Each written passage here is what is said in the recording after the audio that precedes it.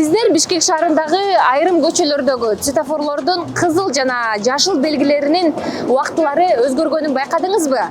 Ооба, айрым көчөлөрдөгү жол чырактардын убактылары өзгөрдү. Бул Бишкек шаарындагы унаа тыгындарын жоюу үчүн.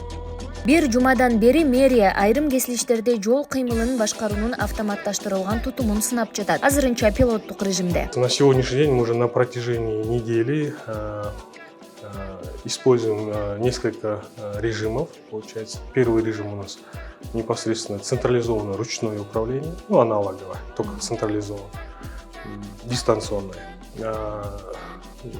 И получается, второй режим — это адаптивный режим, когда непосредственно умная камера сама решает, какой части дорожного движения дать приоритет и регулирует, буквально, скажем, как инспектора ГОБДД регулируют, в таком же режиме получается, эти камеры работают.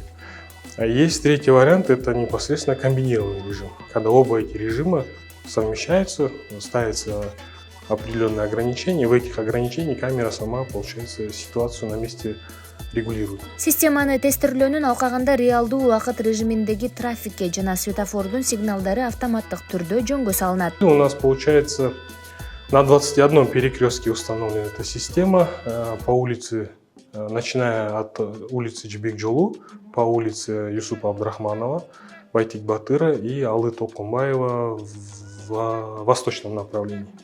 И получается, на сегодняшний день первый анализ есть. Непосредственно работники ГОБДД, по их утверждению, где-то в 3 раза им легче стало работать. То есть они уже не так интенсивно выходят на перекрестках, регулировать на перекрестке, но постоянно там находится инспектор. Эксперт Дүйшөналы Токтокуновдун айтымында Бишкекте светофорлор көп жана алардын убактылары синхрондуу эмес, ар башка. Светофор канча көп болсо, ошончолук тыгын көп болот да.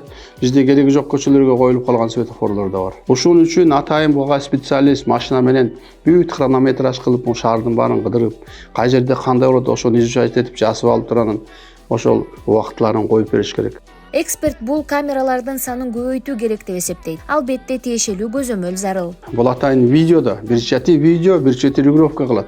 Булар ошону изучать этет. Транспорттук каражаттардын потогу каякта көп болсо, ошо жакка көп убакыт берет. Мындайды көбөйтүш керек.